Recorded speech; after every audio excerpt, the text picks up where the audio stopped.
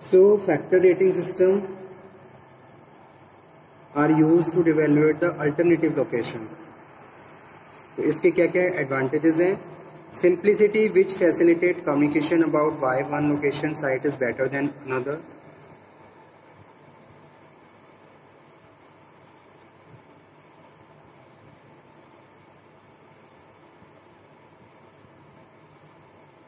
Why one site better than another. Second one है rate each factor, ठीक है, according to its relative importance. Factor rating is given to each factor based on the importance. Higher the rating of the more importance to the factor. Second है rate each location.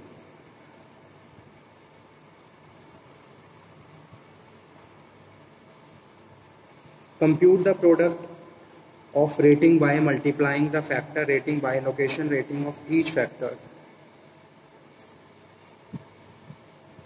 और next है compute the sum of product of rating for each location. ठीक है. So decision select the location alternative, यानी कि location alternative पहला model है factor rating system. तो फैक्टर रेटिंग सिस्टम में हम क्या करते हैं, बहुत सारे हमारे पास फैक्टर ऑफ प्रोडक्शंस होते हैं, ठीक है, उनको एनालिसिस करते हैं, उनके बेसिस पे हम बेस्ट एक साइट को सिलेक्ट करते हैं. तो डिसीजन यही है, सिलेक्ट द लोकेशन अल्टरनेटिव. पहले लोकेशन अल्टरनेटिव सिलेक्ट करिए which has the maximum some of the product rating, और किसकी सबसे ज्यादा मैक्सिमम प्रोडक्ट रेटिंग है वो हम सिलेक्ट कर लेते हैं. ठीक है. सेकंड वन है locational break even analysis. Locational break even analysis.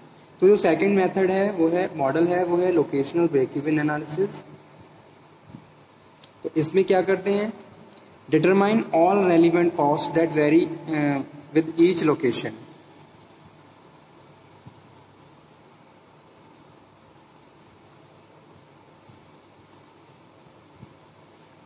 तो इसमें हम कॉस्ट को कंसीडर कर रहे हैं. Cost consideration is the main factor. Okay. तो सबसे पहले क्या है, determine all relevant cost. Second है categorise the cost for each location into the annual fixed cost. Annual fixed cost calculate for each location, जो भी अल्टरनेटिव है. Plot the total cost and select the location. तो ये second method है जो कि cost पे डिपेंड है. ठीक है. यहाँ पे हम क्या करते हैं, कॉस्ट को कैलकुलेट कर लेते हैं मंथली लेवल पे और उसके बाद हाफरली और पूरे एनुअल बेसिस पे. So if revenue vary from one location to another then comparison of location. तो यहाँ पे हम रिवेन्यू को क्या करते हैं, रिवेन्यू कंपैरिजन. जितनी भी लोकेशन है उनका रिवेन्यू कंपेयर करते हैं.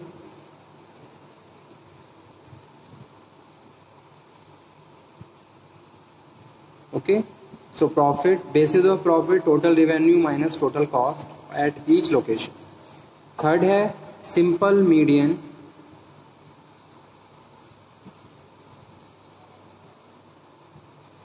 model. This model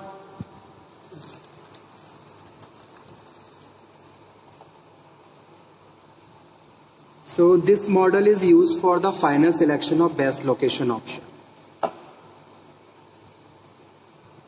Final selection of best location option. तो इसमें क्या करते हैं, ट्रांसपोर्टेशन कॉस्ट को मेजर कंसीडर किया जाता है। Transportation cost majorly considered, okay, in facility location planning. This model helps to locate a new facility such that the total transportation cost between the new facility and the existing facility, तो कितनी transportation cost लगेगी ये calculate करके proper decision making की जाती है। So this the model is very simple in the application. The name of the model has term simple in it, simple median model. The term median refers to the statistical median of the loads of the transported between the existing facility and the new facility. So this model has the simplifying assumption that the movement of goods can take place only in two directions. Okay, so namely x and y axis, the diagonal movement is allowed.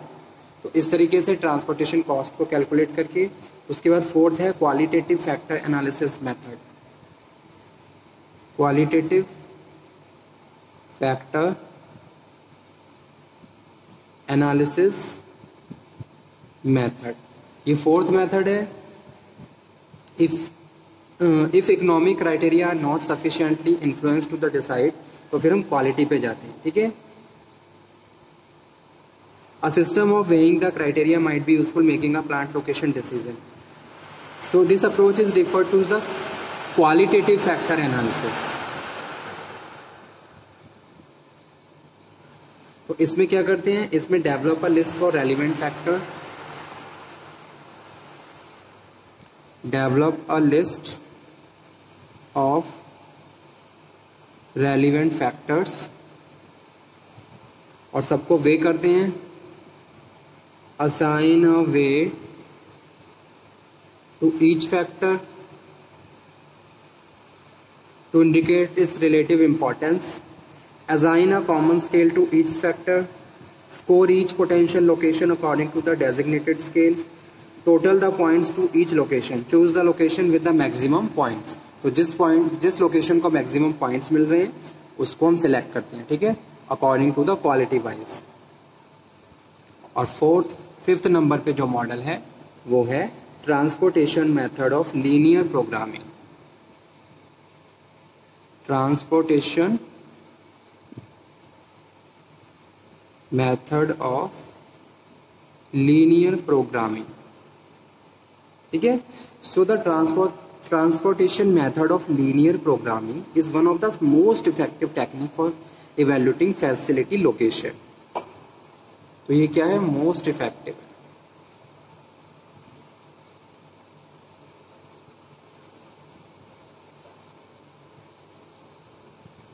Evaluating location, ठीक है।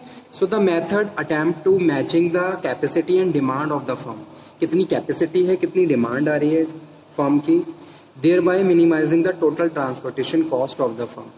The location that incurs minimum total transportation cost, जहाँ transportation cost total कम लग रही है, cost will be right location for the setting plant. तो वो क्या है, बेस्ट लोकेशन है, राइट लोकेशन है सेटिंग ऑफ प्लांट के लिए, ठीक है। तो जब भी प्लांट लोकेशन की बात करते हैं तो कुछ मॉडल के बेसिस पे ये डिसीजन लिया जाता है।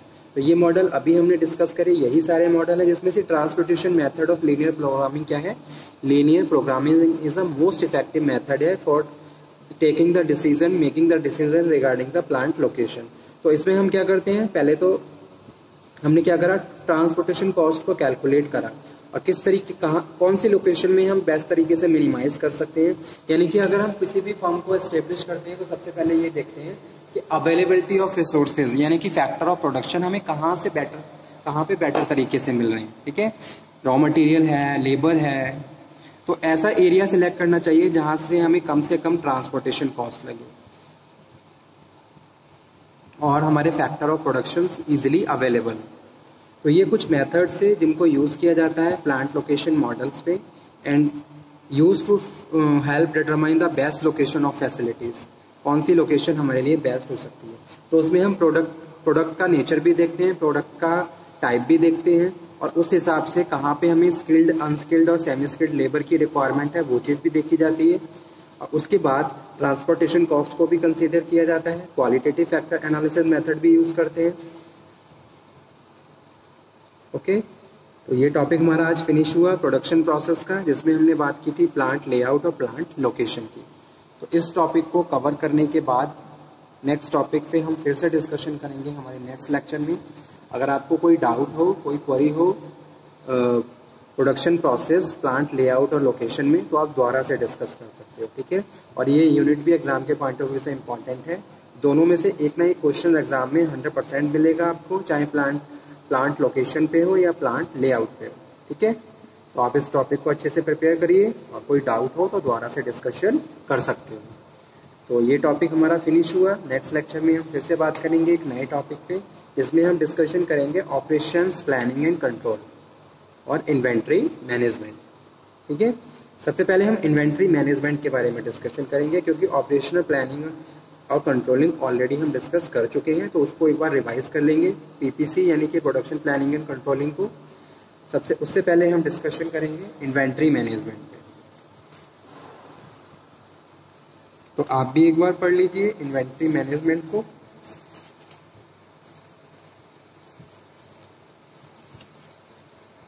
इसमें हमारा डिस्पैचिंग भी रह गया है, अभी डिस्पैचिंग के बारे में भी डिस्कशन करेंगे। स्केड्यूलिंग हमने कर लिया है, लोडिंग भी हमने कर लिया है। अगर आपको कोई डाउट हो तो आप दोबारा से डिस्कशन कर लीजिए। और again I am saying, please आप अब दोबारा से रिवाइजन शुरू कर दीजिए, और जिस टॉपिक में कोई डाउट हो तो आप दोबारा से डिस्कशन कर सकते हो, ठीक है। अभी फिलहाल मैं उन टॉपिक्स को करवा रहा हूँ जो कि एग्जाम के पॉइंट ऑफ व्यू से इम्पॉर्टेंट है, ठीक है। तो एक तरीके से आपका रिवीजन भी हो जाएगा और उन टॉपिक्स की प्रिपरेशन भी हो जाएगी। So okay student, thank you very much. इस सेशन को मैं यहीं पे फिनिश करता हूँ। नेक्स्ट सेशन में हम फिर से बात करेंगे एक नए टॉपिक पे। Stay healthy, stay motivated. Thank you very much.